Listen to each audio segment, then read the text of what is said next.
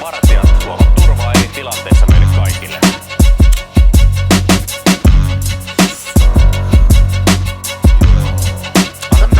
Paitsi silloin, jos se keittää yli ja turvallisuudesta tuleekin uhkaa. Vartija Petri Lokkaa mies. Kuulit jo mitä nää vitu fepsit eilen teki? Totuus täysin muut kuin mitä painettu lehtiin. Ennen kuin mä ehdin edes tajua mitään mä olin jo maas. Mä tunsin vaan kun steroidit otti vallan sit läskis porsaast. Se paino mun kasvoi katuun, ähis mun korvaan. Et jos mä liikun mä tuun makaa vielä ens vuon koomas. Kun mä huusin apuun, se pari alkoi lyödä mua bambuun.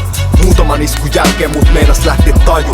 Se vitun kipu sai mut karjuu. Mä huusin vaan, et haistakaa vitun pikkupoikien nussiat. Seuraavat muistikuvat on sit vast sit kun partio saapuu. Ja vartijat selittelee näit mustelmia naarmuja.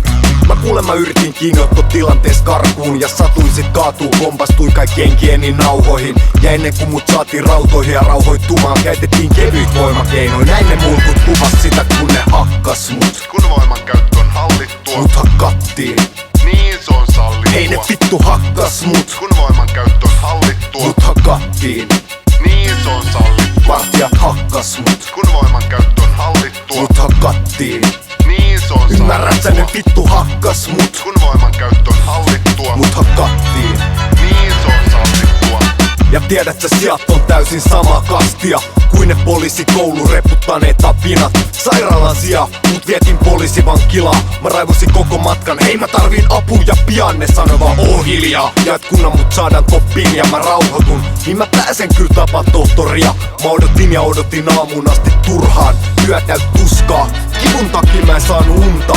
Aamun kuulustelus kun mä aloin puhua tästä kaikesta. Tutkija keskeytti heti ja vaihto puheen aiheet. Se tivas vaan mitä mä tein raiteil kesken lyötä repus maalei. Tietenkin mä olin menos maalaa pyörän, mut vaik tekis mitä onks vartioilla siltikään oikeut lyödä. Tai pikemminkin piestä raudois mä kaavaa nuorta miestä.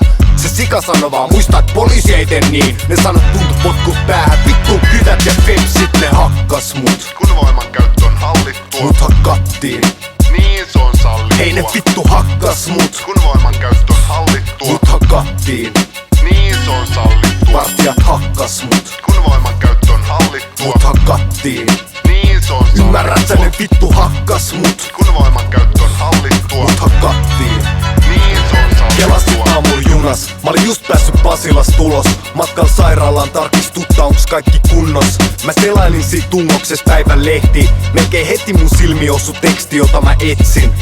Fepsit saan yön töhriänkin radan varres. Ei sanankaan siitä mitä tapahtui kiinniottotilantees. Siinä mun vieressä istunut vanhempi mies sit päästi suustaan, et noit lökäpöksyyn pitäis kyl vetää turpaan. Silloin mun napsahti.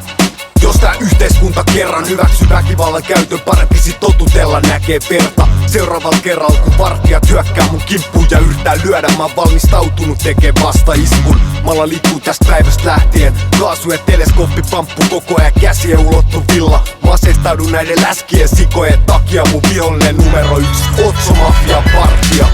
Ne hakkas mut, Kun voimankäyttö on hallittua, mut hakkattiin, niin se on sallittua. hei ne vittu hakkas mut. Kun voimankäyttö on hallittua, Mut hakattiin, niin se on sallittua. vartijat hakkas mut. Kun voimankäyttö on hallittua, Mut hakattiin, niin se on ymmärrät sä ne sallittua. vittu hakkas mut. Kun voimankäyttö on hallittua, Mut hakattiin, niin se on sallittua. Voimakeinoja joudutaan käyttämään useasti, koska meillä on ihan luvalliset voimankäyttövälineet mukana. Aina kun on saatu mahdollisia töhriöitä kiinni. Heidät on saatu hienemään aika hyvin. Nyt on käytössä oikeat keinot. Siinä mielessä voimakeinoja joudutaan käyttämään useasti. Vakiomenettely ilkivallan ehkäisemiseen keskittyneessä vartiointiliikkeessä.